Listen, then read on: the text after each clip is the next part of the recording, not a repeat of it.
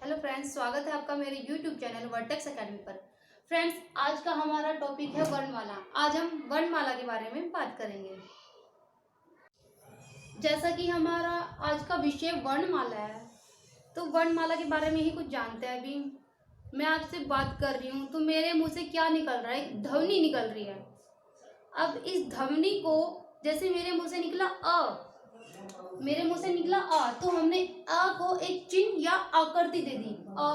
जब हम इसको लिखित रूप में लिखते हैं तो एक आकृति भी कह सकते हैं, चिन्ह भी कह सकते हैं। तो हम ए को कैसे लिखते हैं? ऐसे। और इसी को क्या कहा जाता है? वर्ण। जो लिखित आकृति होती है इन्हीं को क्या कहा जाता है? वर्ण या फिर अक्षर।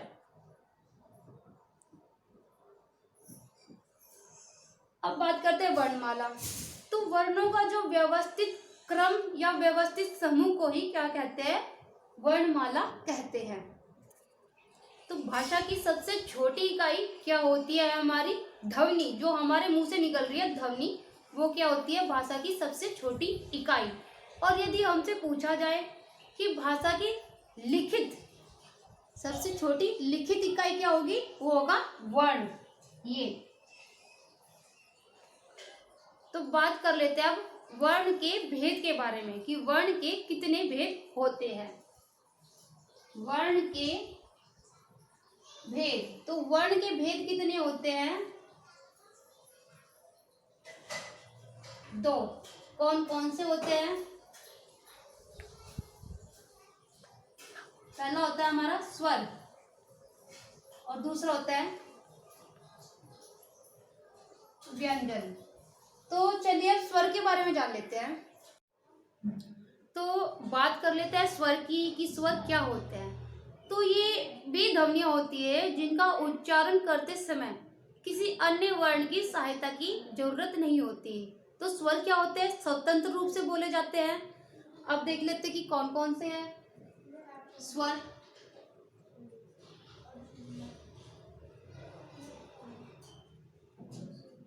ए, आ, ई, ओ, ऊ,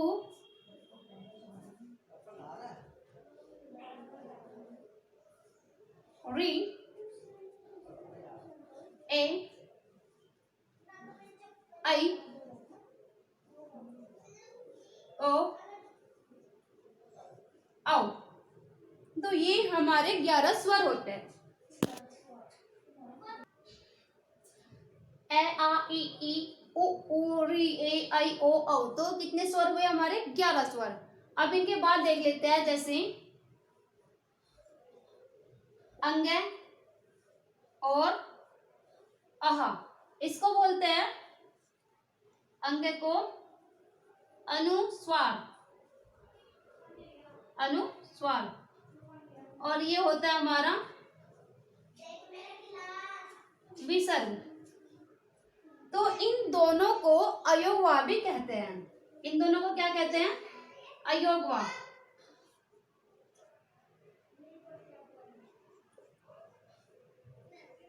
और 11 स्वर ये है।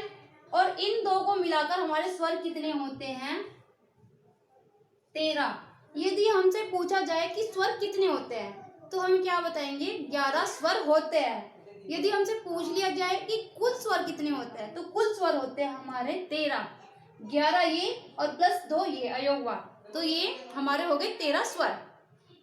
बार हमें एग्जाम से पूछ लिया जाता है कि मूल स्वर कौन से होते हैं। तो चलिए देखते हैं कि मूल स्वर कौन कौन से होते हैं। ए, ई, उ, री। तो ये हमारे मूल स्वर या लघु स्वर कहलाते हैं। संख्या कितनी होती है इनकी? 4। क्या कहते हैं इनको? लघु स्वर या मूल स्वर कहते हैं। अब देख लेते हैं दीर्घ स्वर कौन से होते हैं। दीर्घ स्वर या गुरु स्वर कौन कौन से होते हैं देख लेते हैं। अ, ई, उ,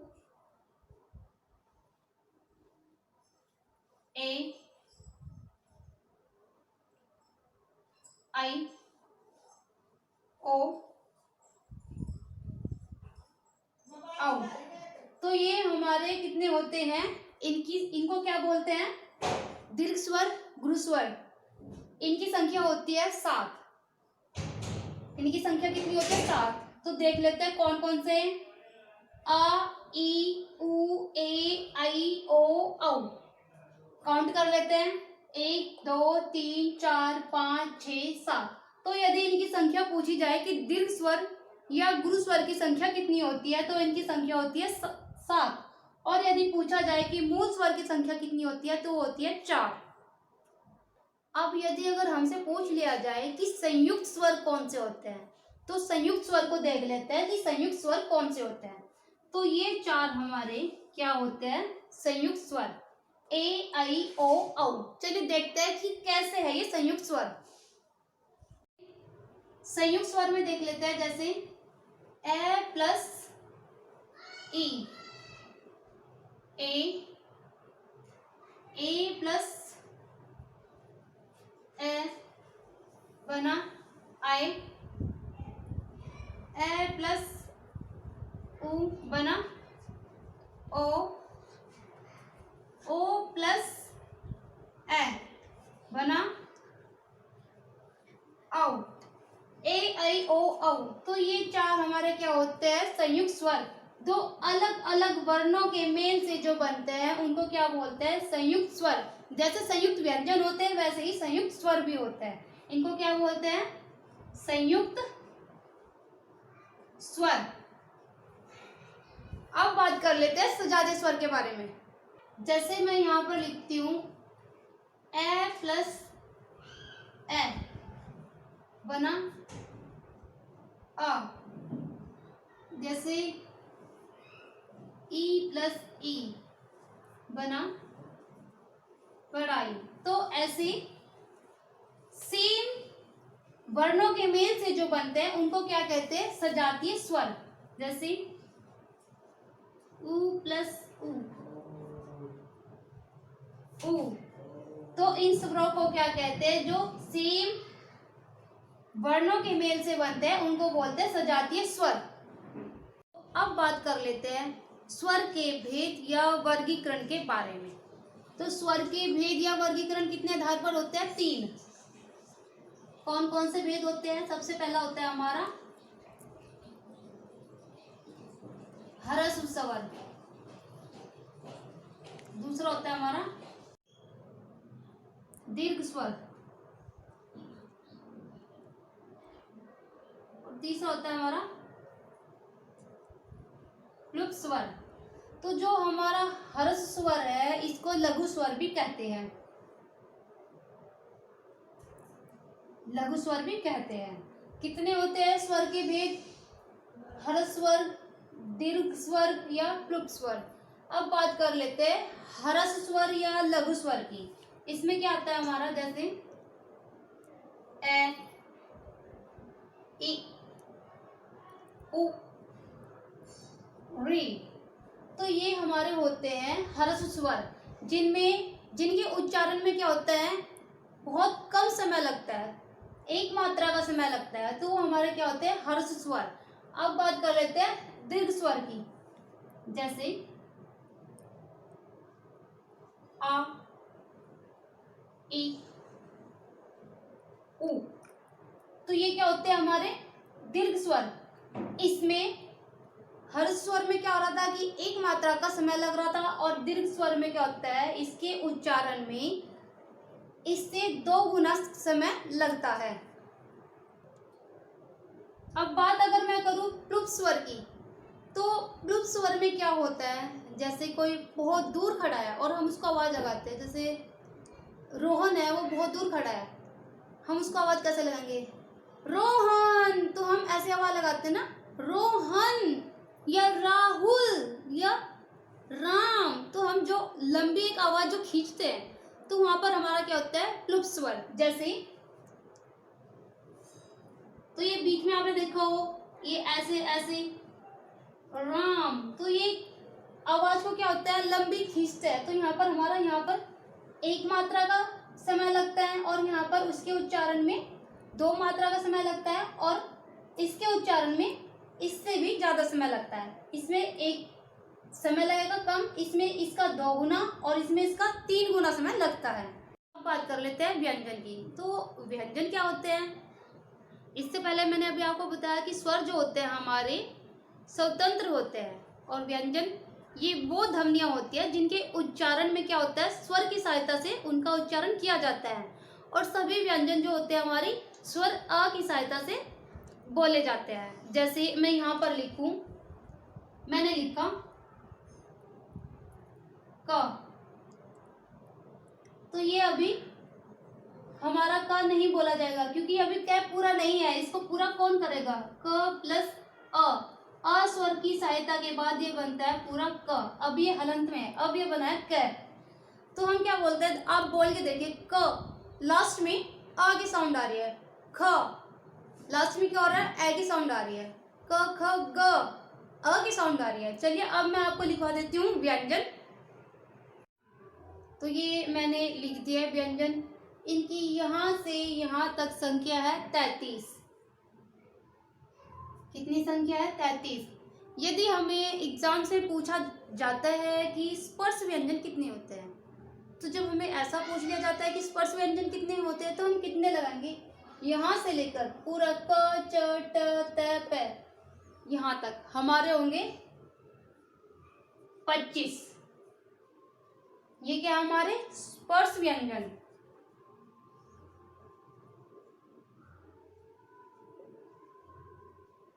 स्पर्श व्यंजन। इसके बाद आते हैं य र ल व।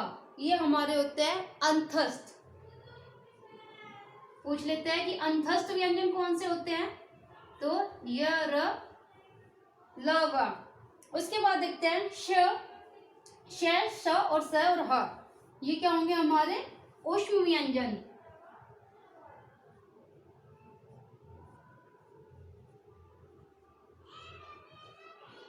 तो 25 ये है और 4 ये है और 4 ये है, इनको मिलाकर हो जाते हैं 33 व्यंजन। तो जैसा कि अभी आपको बताया कि ये ऊष्म व्यंजन क्यों है, श आप इनको बोल के देखिए, जब आप इनका उच्चारण करोगे तो आपको एक अंदर से एक हीट, एक ऊष्मा निकलती महसूस होगी। तो अंदर से एक ऊष्मा निकलेगी, तो वहाँ पर क्या होगा, हमारा ऊष्म व्यंजन या फिर संघर्षी। इनको क्या बोलते हैं, ऊष्म व्यंजन या संघर्षी। और फ्रेंड्स कभी कभी पूछ लिया जाता है कि स्पर्श संघर्षी कौन से होते हैं, तो स्पर्श संघर्षी में हम किनको लगाएंगे, च छ ज झ। यदि पूछ लिया जाए संघर्षी व्यंजन तो ये, या ऊष्म व्यंजन, ऊष्म या संघर्षी तो ये। और यदि पूछ लिया जाए कि स्पर्श संघर्षी कौन से हमारे, छ ज झ। तो आप लिख लीजिए स्पर्श संघर्षी कितने हैं। स्पर्श संघर्षी की संख्या 4, च छ ज और झ। ये हमारे क्या है, स्पर्श संघर्षी। स्पर्श संघर्षी। यदि इनकी संख्या पूछे तो 4। संख्या कितनी है इनकी, 4। और ये भी हमारे, इनकी भी संख्या कितनी है, 4। ऊष्म व्यंजन या संघर्षी व्यंजन, संघर्षी। एक चीज देखिए आप, इसमें क्या होगा, इसमें स्पर्श संघर्षी पूछा गया है और इसमें ऊष्म या संघर्षी आएगा। इसमें स्पर्श संघर्षी नहीं आएगा, इसमें स्पर्श संघर्षी च छ ज झ। और ऊष्म या फिर संघर्षी व्यंजन हमारे कौन से हैं, श स श ह। ये होंगे हमारे ऊष्म व्यंजन या संघर्षी व्यंजन। अब बात कर लेते हैं संयुक्त व्यंजन की। संयुक्त व्यंजन क्या होते हैं देख लेते हैं। संयुक्त व्यंजन, तो संयुक्त व्यंजन हमारे कौन कौन से होते हैं, श त्र ज्ञ और श्र। ये 2 वर्णों के मेल से बनते हैं। जैसे अभी आपको स्वर में बताया था कि स्वर वो क्या हो रहे थे, 2 वर्णों के मेल से बन रहे थे। तो यहाँ पर हमारे संयुक्त व्यंजन भी 2 वर्णों के मेल से बनेंगे। जैसे बनेगा हमारा क प्लस स के मेल से। और त्रै हमारा बनेगा तै प्लस र के मेल से त्रै। और ये बनेगा जय प्लस इया। और ये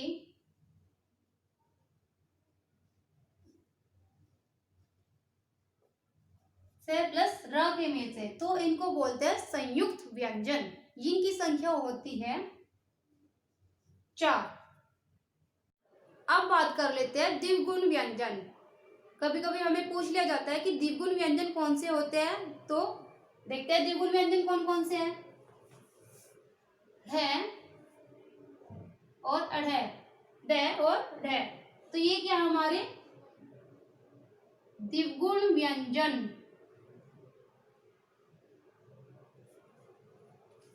यदि इनकी संख्या पूछी जाए तो इनकी संख्या कितनी होती है? 2। और कभी कभी हमें पूछ लिया जाता है कि लुंठित वर्ण कौन सा होता है, तो र हमारा लुंठित वर्ण होता है। र ये क्या होता है हमारा लुंठित। यानी जब हम इसको बोलते हैं र तो ऐसा लगता है जैसे लुढ़क कर आ रहा हो, तो इसलिए क्या बोलते हैं इसको लुंठित वर्ण। तो यदि वर्णमाला में हमारे वर्णों की संख्या पूछी जाए तो वर्णों की संख्या हमारी 52 यानी 52। कितनी है? 52। अभी मैंने आपको इनकी यहाँ से यहाँ तक संख्या बताई है 33 होगी इनकी संख्या। और 13 स्वर, 11 हमारे और 2 प्लस अयोग भाव को मिलाकर 33 प्लस 11 स्वर और प्लस 2 अयोग भाव को मिलाकर कितने हुए हमारे कुल स्वर? 13 और 4 हमारे संयुक्त स्वर। इनको जोड़ लेते हैं 10, ये हो गए हमारे 50। अभी 2 की कमी है, तो 2 कौन कौन से हैं जो आपको द्विगुण व्यंजन लिखवाए हुए हैं, 2 उनको मिलाकर हमारे हो गई ये 52। तो वर्णमाला में वर्णों की संख्या कितनी है? 52।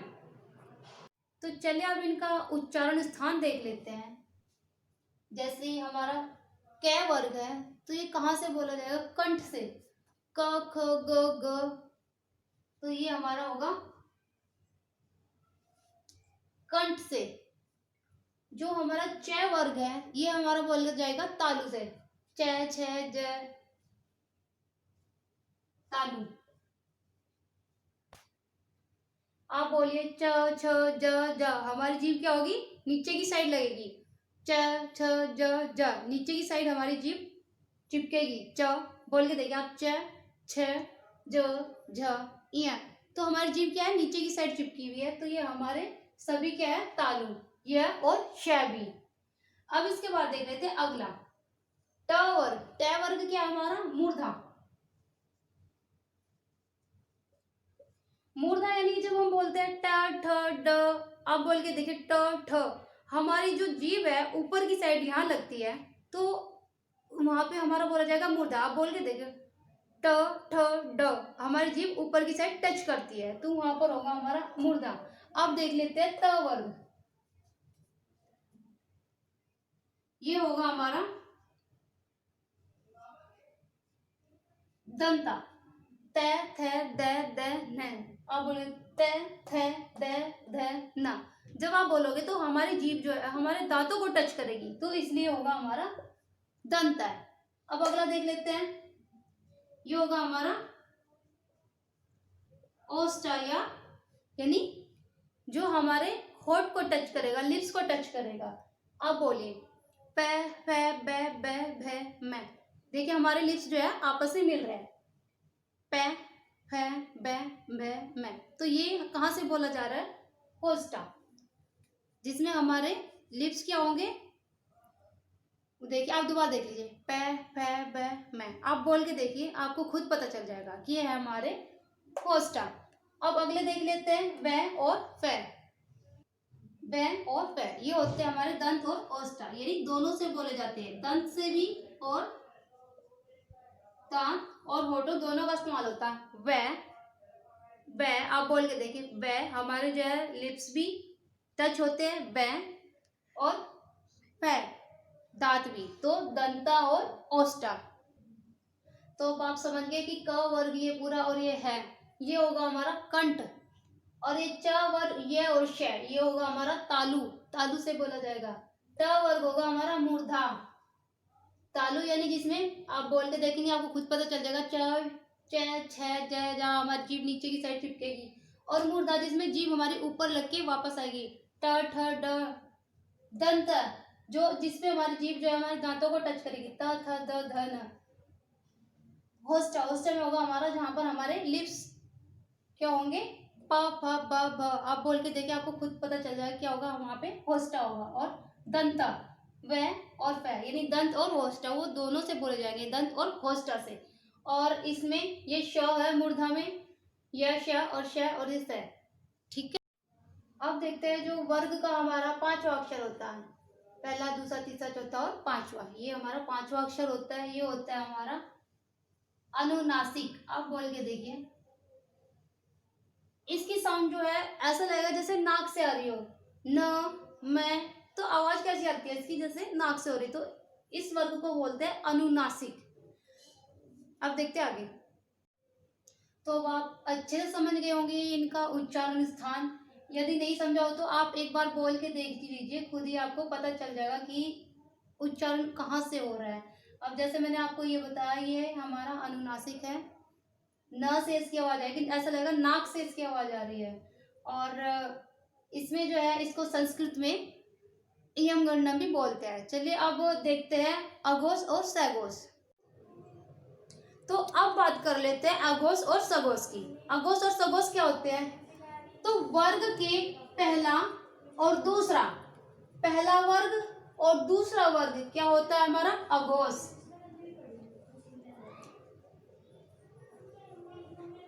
वर्ग का पहला और दूसरा अघोष, तीसरा चौथा और पांचवा ये हमारे क्या होंगे, तीसरा चौथा और पांचवा ये होंगे हमारे सघोष, या इनको घोष भी कहा जाता है।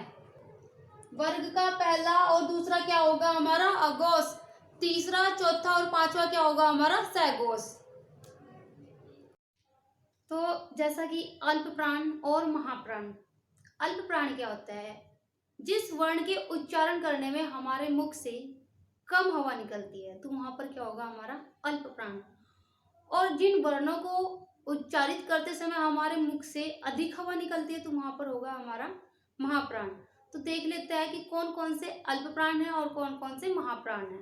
तो वर्ग का पहला, तीसरा और पांचवा, और इनके अलावा यह, र, ल और व ये है हमारे अल्प प्राण, अल्प प्राण। अब इनके बाद देख लेते हैं महाप्राण। जैसा कि अभी आपको बताया कि महाप्राण क्या होता है, जिन वर्णों को उच्चारित करते समय हमारे मुख से अधिक हवा निकलती है, तो वहां पर होते हैं हमारे महाप्राण। कौन कौन से वर्ग बचे, दूसरा वर्ग बचा और ये चौथा वर्ग बचा, यानी दूसरा और चौथा वर्ग। इनके अलावा श, श, श और स है, ये सभी हमारे क्या होंगे, महाप्राण, महाप्राण। कभी कभी क्या होता है कि जीभ के प्रयोग के आधार पर हमें पूछ लिए जाते हैं कि इसमें अग्र स्वर कौन सा है, मध्य स्वर कौन सा है और पश्च स्वर कौन सा है। तो देख लेते हैं कि अग्र स्वर, पश्च स्वर और मध्य स्वर क्या होते हैं। तो देख लेते हैं, सबसे पहले है हमारा अग्र स्वर। तो अग्र स्वर क्या होता है हमारा, जिसमें हमारी जीभ का, जो हमारी जीभ है उसके आगे का हिस्सा जो काम करता है उसको बोलते हैं अग्र स्वर। कौन कौन से होते हैं, जैसे इ, ए, आई, ए, आई। आप देखिए जब आप बोलोगे ए, आई, हमारी जीभ जो है हमारे दांतों को टच करती है, दांतों के पास यहाँ पे चिपकी रहती है, तालू के पास, ए, आई, तो इसको बोलते हैं अग्रस्वर यानी जीभ के आगे का हिस्सा काम करता है। अब इसके बाद देख लेते हैं मध्य स्वर। जीभ के प्रयोग के आधार पर हो रहे हैं, तो ये अब देखते हैं जिसमें जीभ का मध्य भाग यानी बीच वाला भाग काम करता है। जैसे ए, आप बोले ए, आप देखिए जीभ के बीच वाला हिस्सा काम करेगा ए। इसके बाद पश्च स्वर। पश्च स्वर कौन से होते हैं? जिनमें जीभ का पिछले वाला हिस्सा काम करता है। पश्च स्वर में हमारे जैसे आ, उ, उ, ओ, औ। इनमें क्या होता है? हमारी जीभ के पीछे का हिस्सा काम करता है। आप बोल के देखिए आ, हमारे जो जो जीभ है वो पीछे की साइड लग रही है, बिल्कुल आ, जीभ हमारी यहाँ लगती, मतलब पीछे की साइड लगेगी। आप बोल के देखोगे आ, उ, जीभ पीछे लग रही है, उ, ओ, औ, जीभ अंदर की साइड लगेगी, पीछे की साइड। तो ये होंगे हमारे पश्च स्वर। अग्र स्वर जिनमें जीभ के आगे का हिस्सा काम करेगा। मध्य स्वर यानी जीभ के बीच का भाग, बीच का, वो होगा हमारा मध्य स्वर। पश्च स्वर जिसमें हमारे जीभ के पीछे का भाग कार्य करेगा, से आ, उ, ओ, औ।